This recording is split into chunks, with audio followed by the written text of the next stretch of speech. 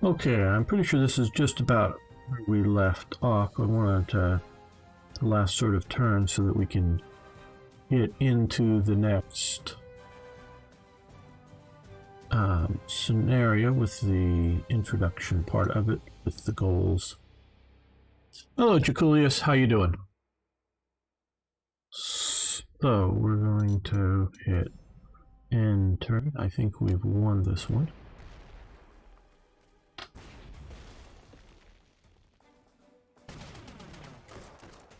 They're doing their last minute counterattacks.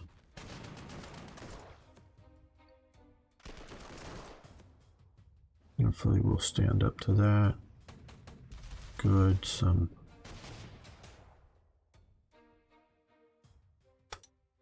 Well, in general, I have an urgent report for your attention. The lightning raid on the distracted French Fourth Army has presented us with a unique but dangerous opportunity. We've captured enough French equipment that we could stage another raid, but this time the goal would be to sow confusion.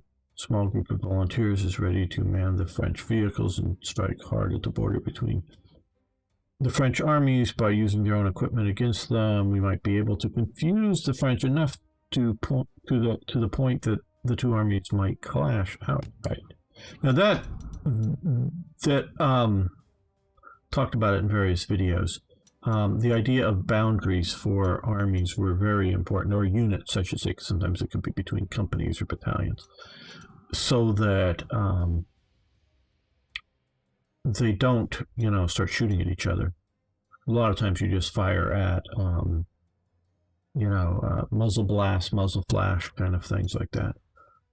The damage we could cause is likely to be negligible, but the raid might be worth it in other ways. The men await your orders, my general. Okay, I like how they do this at the end. Historically, several small-scale German counterattacks did challenge the French Saar offensive, including an encounter with near the village of Apach.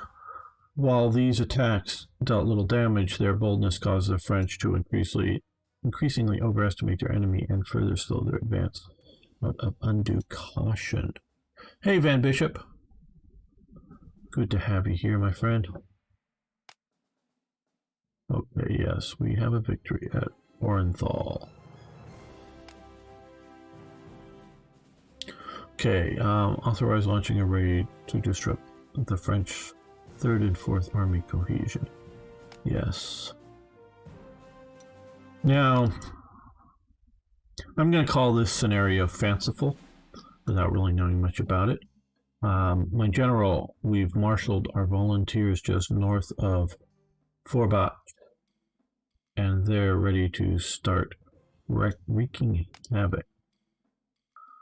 The more equipment we can trash, the better, but our ultimate goal here is to confuse the two French armies to the point where they start firing at each other. Primary objective, none, so basically we can't lose the scenario. Bonus objective, eliminate French sentries. Okay. Bonus objective, destroy French supply depots. So over here. Bonus objective, destroy French hangars over here. So if we take out the airfields, as it were. To aid us in our special operation, we've seeded the whole area with informants to track every movement of the French units. As a result, we will have complete battlefield intelligence at all times. First task must be to quickly wipe out any French sentries located here. You don't want them to raise the alarm before you are in position. Lure the French away from the depots at Fochbach. Fire upon their convoys here. Okay, these trucks are the convoys, but don't destroy them outright. They can't report our activities to their friends if they are eliminated, so make sure some of them see you. You'll want to lure them eastward towards the French 4th Army positions here and here. Okay, so somehow we want to lure them over there. I don't quite get how we lure them, but okay. The more the two French armies start firing at each other, the harder it will be for them to stop and sort out the situation. While the French are distracted with each other, the path for you to smash their depots at Kobash should be clear to victory for Germany. Okay. This scenario, yeah, we don't have any of our core forces. We're going to start out no deployment ability. It just starts here. All right. Like I was saying, armies do, and it helps us war gamers, especially in the olden days when we actually had to have it on the table, because the table was only so big for whatever you're playing. You know, boundaries idea between units so they don't start just shooting at other. Okay. Yeah. Okay, since they didn't retreat.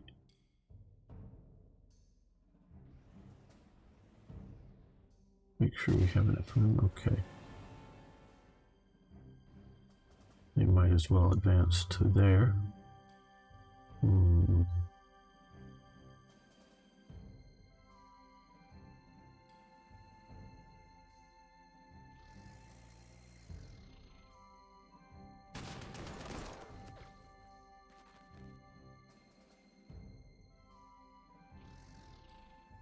Let's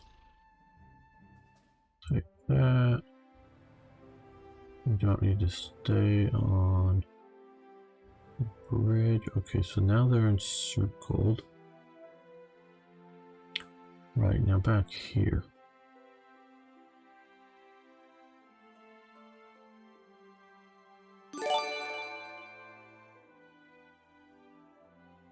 Hey, thanks for being a subscriber. And welcome back, of course. Well, let's bring up him so that it's a mass attack. If they fall back, these guys, like they just did, these guys will at least be able to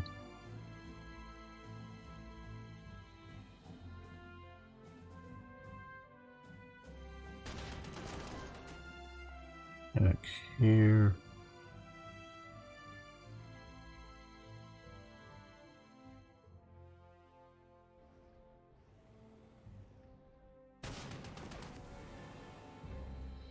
Well, they overran, but had no more. Let's bring the Somuas up.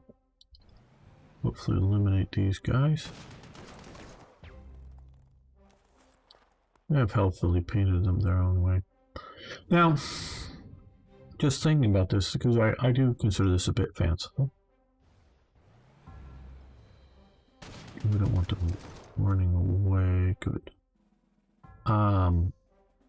But does anybody know what the Brandenburgers were doing during the Fall Gelb, during the advance into... We sort of want to come down this way, it looks like, from the scenario. That's particularly R35, AMC, these are a bit faster, so they come down this way. We're doing during Fall Gelb. I know they were part of Operation Himmler in this. It was more than just going after the radio station that they quote unquote attacked and left some dead bodies at, that they broadcast some Polish propaganda from. There was, I've lost the link to it. There was a great website with photos and descriptions all along the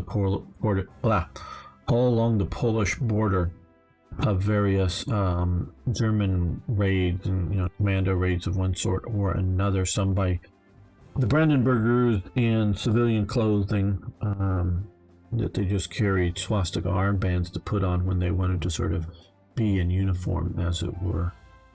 But I don't know what they were doing. Were they up at Norway or just taking a break during invasion of France? So this would be something that the Brandenburgers would have liked to do, I'm sure.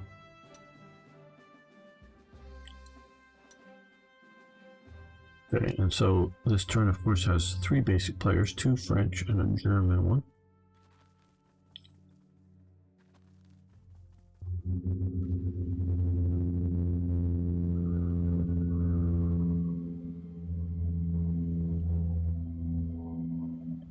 if we should be pushing any further out here. Maybe we've pushed too far up already.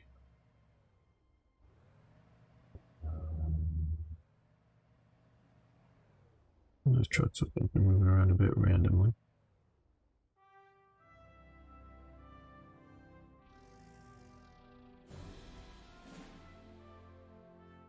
So during the more recent Russian takeover of the Crimea, military disguised as civilians. Well, that often happens. I mean, the Russians aren't. Okay, bonus objective to eliminate the sentries complete, earned 1 total of 2 commendation points.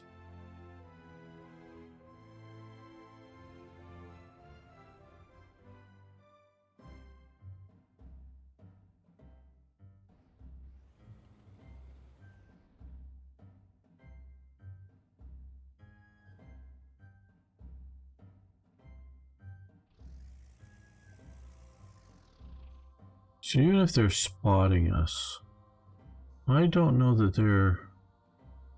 And that really is slow. Supposed to start reacting to us now that the sentries are down. So I'm not going to push here just yet.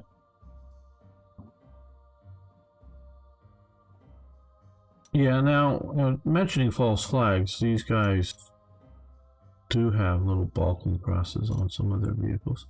Well, most of them, yeah, there. I don't know, I don't see one over there, but it may be there.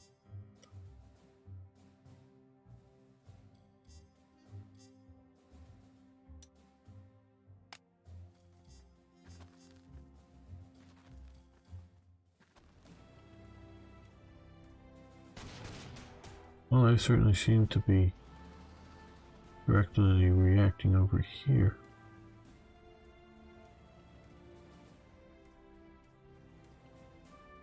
That's the fastest I've ever seen an FT-17 move, that's for sure.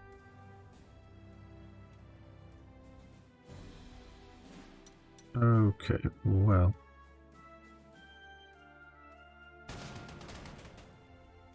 We're gonna fall back over this way. We're supposed to hurt them and have them run, I gather, so... As you can tell, I have not played this.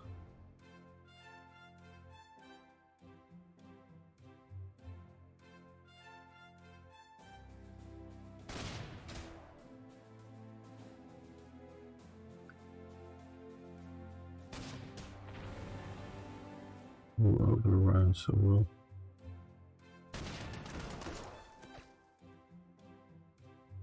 hit them fairly hard. They're not going to do well against the Sharpies, so... Tanks don't do well in these hills. Yeah, so let's...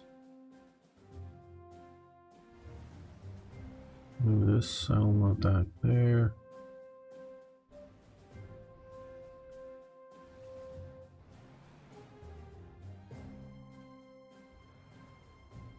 Okay, so we're trying to lure them this way.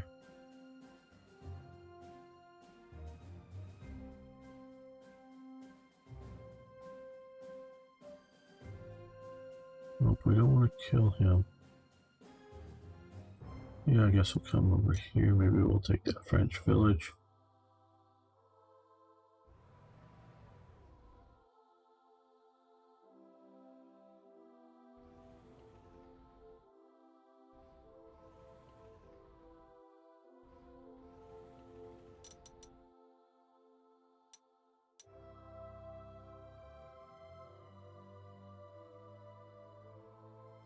Okay, so we killed the sentries. We attacked one of those convoys, let them get away. Now they're coming over here.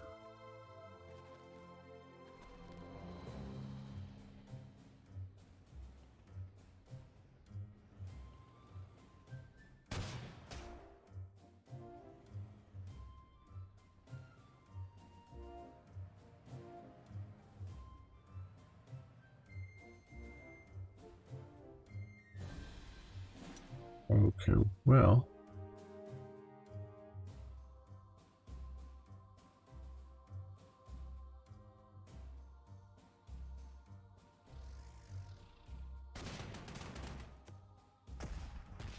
Let's sort of run away a bit from those infantry.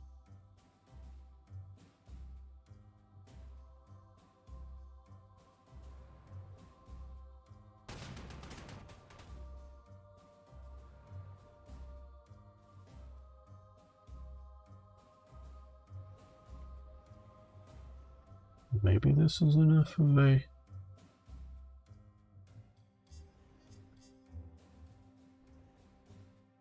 feint we will see.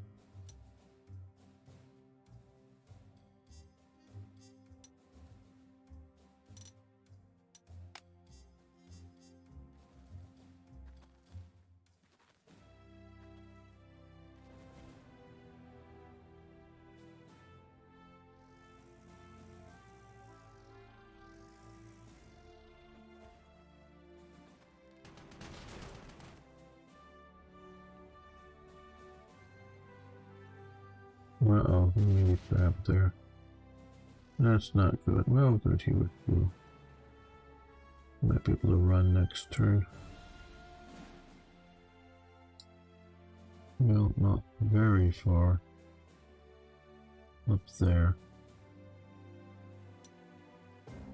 Okay, guys, well we're gonna see about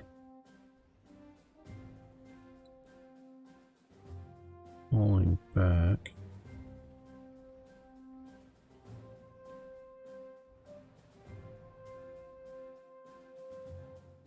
I have no idea whether that's a good tactic for this scenario or not.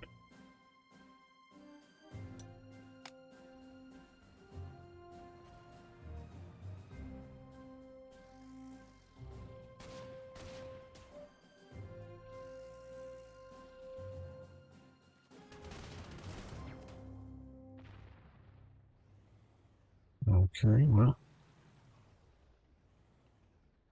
Not planned, but I don't know if it's the worst possibility here.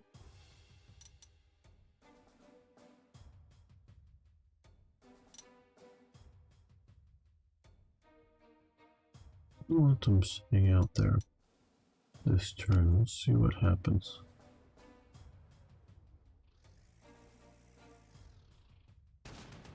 Oh, there they go. They're shooting at each other.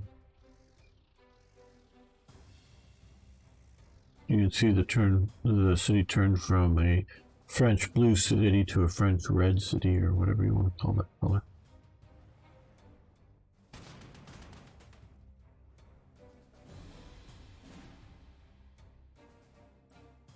Guess another question.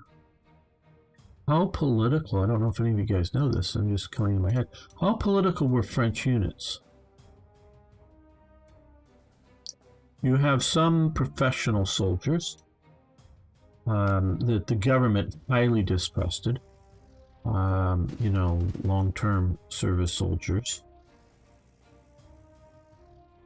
They might be considered right-wing, but I don't know, but more likely. Then you have various reservists called up in huge numbers. They're so fixated on the First World War that we're gonna sit back and let them have another turn here.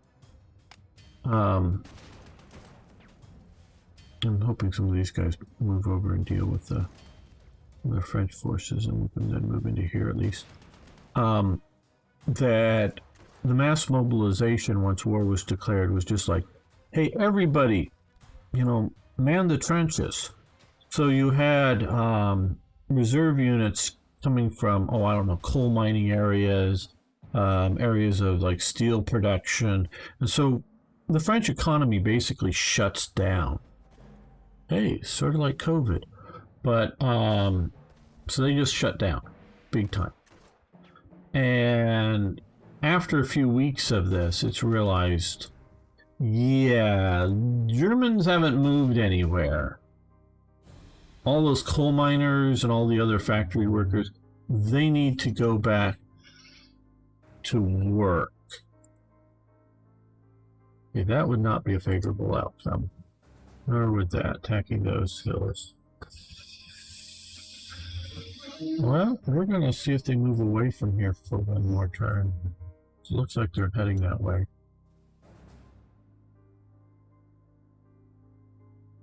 Well, we can move up a little bit.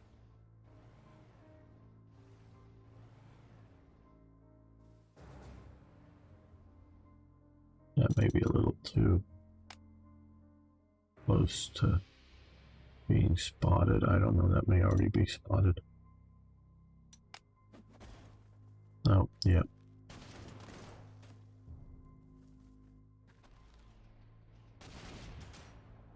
So they demobilized a bunch of reserve units. Not the majority, nowhere near that, but either occupations like coal mining or something that keeps the economy overall running, or war critical specific, arms manufacturing and that kind of thing, so that they get those guys back into operation.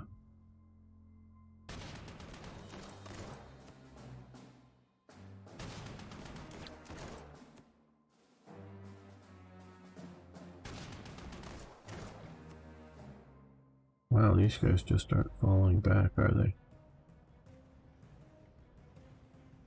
Well, they're going to... Well, I thought end it there, but I guess not.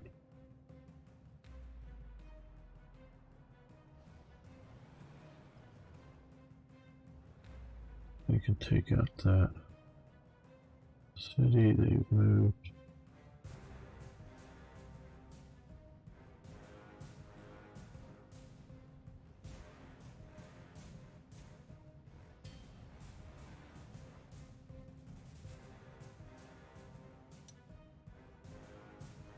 Well, we should come over here and see if we can deal with that aircraft hangar, I guess.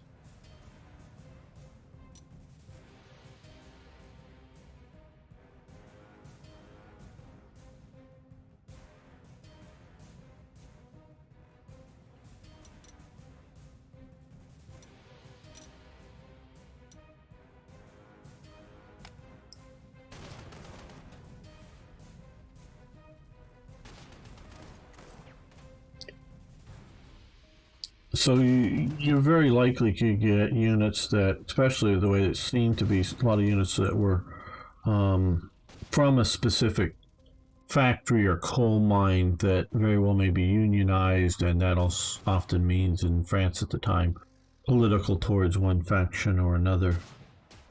So I wonder if there were to be a perceived attack by those damn regulars, they attacked us. They must think we're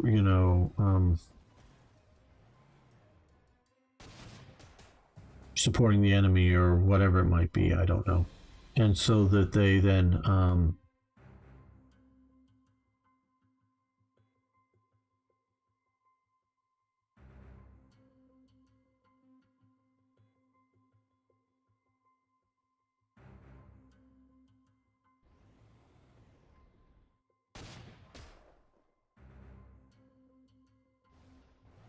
come in and fight. The traitor is whatever, right wing, left wing. I wonder if that could have devolved into a civil war.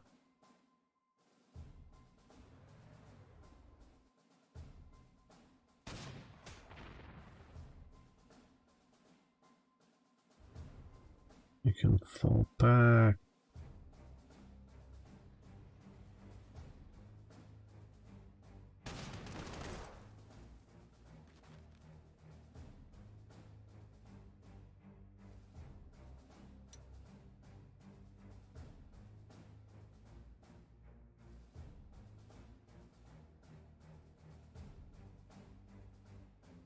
Okay. You guys come this way.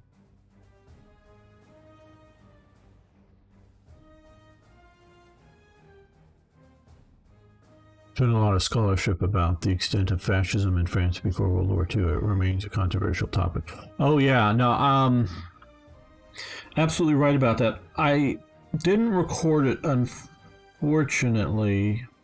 I don't think I have it. It was a really great documentary that was. I only saw, I think, the last 2/3 of it. I caught it part way into it. They were interviewing. It was like shot, I think, in the 1970s. They were interviewing a lot of Frenchmen that were on both sides of the issue. Once France is conquered, one of the person fought in a Waffen SS unit, and he very much says that he wasn't a Nazi. He said they very much ridiculed Nazi philosophy. Now, he was a fascist, but he wasn't a Nazi. And I've given long episodes, and those of you who know me, I can do that, on the difference between Nazism and fascism as I see it. I guess, well, no, no, we'll come to here. And a lot of the French guys were rather Catholic and religious, and they thought a lot of because a few of them went to Bad Tolz for NCO training or whatever, and National Socialist indoctrination, and they just supposedly were ridiculing. Not how publicly, but ridiculing a lot of the Nazi sort of esoteric beliefs and whatnot. And they were, anti-fascists and whatnot. And they were joining to go fight the Soviet Union, not to fight for Germany. Others that they interviewed were, people working in the Pétain government, and past Pétain being in power. And then, of course, there were some resistance types being interviewed. I forget the name of the thing. I would love to have a copy of it, but I caught it partway through and didn't record it. And so, and these were people that, both sides, were justifying their actions post-war. So, there's, self-justification to the French people. And, most of the Frenchmen were speaking in French with English subtitles. So it was made by the British. Some of the pre-war organizations considered by some to be fascist, i.e., sided with the resistance, but others like the PPF sided with the Germans. Yeah, it's fractured how much nationalism versus how much the communism, Bolshevism is the greatest danger to Europe kind of thought within France. And it would be after being defeated like that, it's hard for me to justify for someone to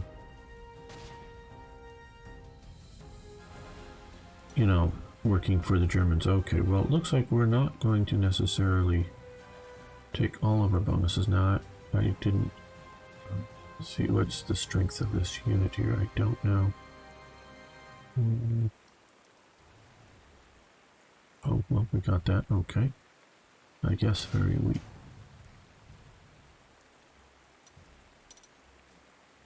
Okay, General, some of our forces have found hidden French tank repair depot. We've commandeered the contents, and you can access them as captured equipment.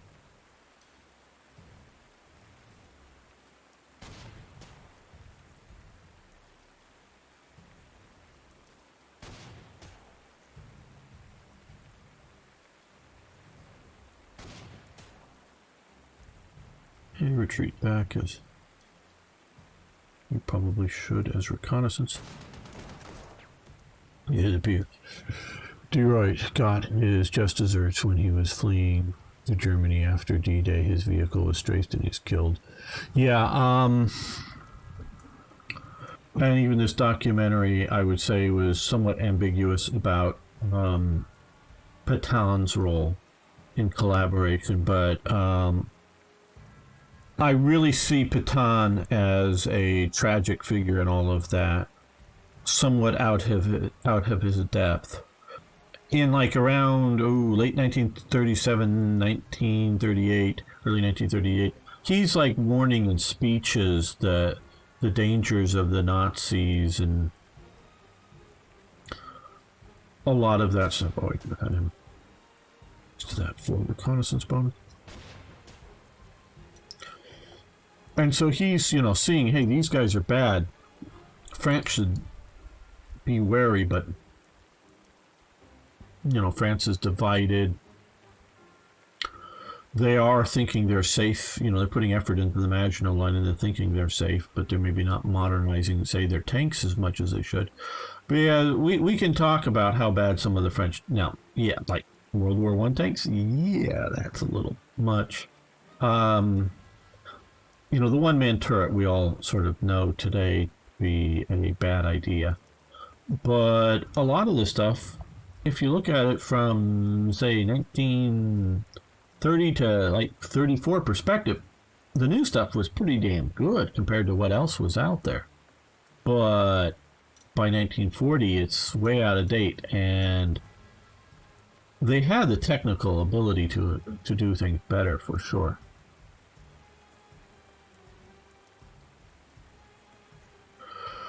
I don't know how much Pétain was helping with the Allies take northern France, but I think because you have to look at France in the situation that, hey, we're defeated. Okay.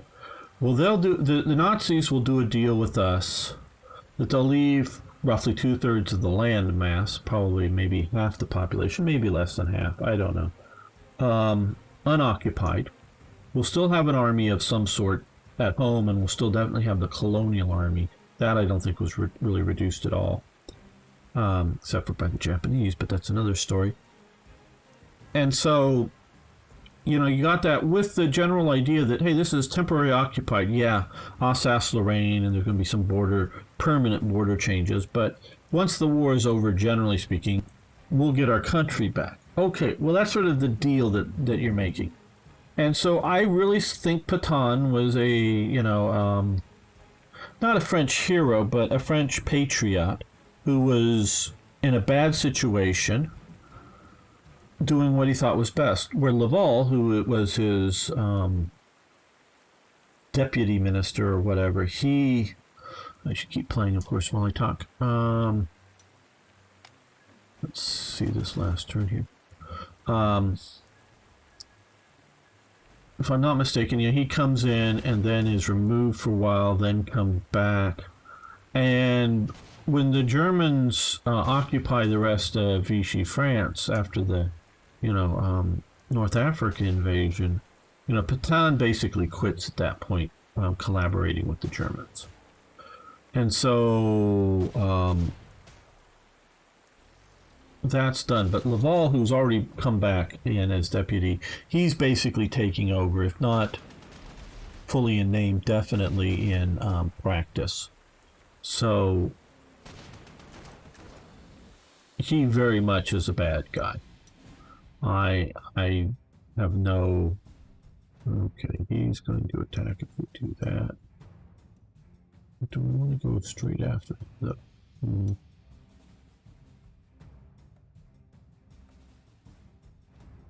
They can't get there, but they can get here. Okay.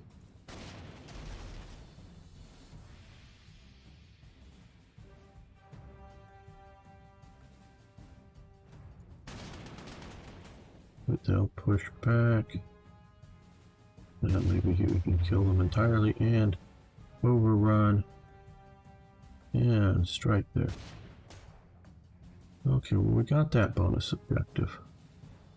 That's good.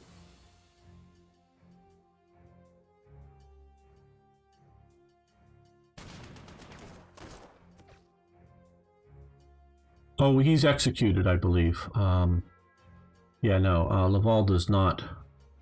That isn't a happy ending at all. Okay, maybe not the best result. Let's move to here. Yeah,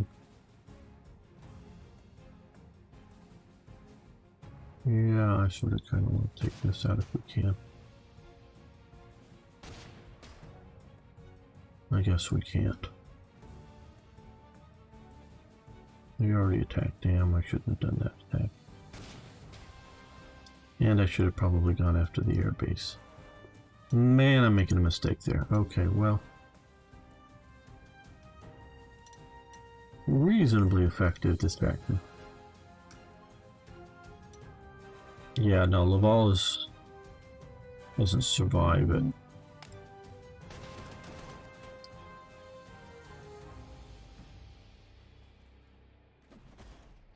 Like if you're, what was it? I think it's Edward Bernays, or was it Hoxha? One of the two. You know, the Czech leaders that they collaborate with the Germans and they give up. I think it was Bernays, but you know, they give up Czechoslovakia when they know they can't defend against Germany. So they go, well, okay, we're going to lose. So why get our soldiers killed? And then let's see how we can survive through this. And so a lot of these Czech figures, most of them that collaborate with the Germans, are not pro-German. They're just doing sort of what they have to do to keep things going. But some of them are. There was a wacky Czech Nazi party that was a guy who was into mentalism and all kinds of stuff. But then there was also sort of a fascist movement in Czechoslovakia that did collaborate quite willingly with the Germans. Historically, the French communication systems were horribly out of date in the early stages of World War II. The majority of their tanks lacked radios, yes, and often relied on visual flag systems for communication. These deficiencies would again impact French efforts to organize and react to situations quickly when Germany would invade in May 1940. Yes, got to remember we're playing in 39 as sort of reaction to the French invasion of Germany, as it were. Okay. Well, we got a victory.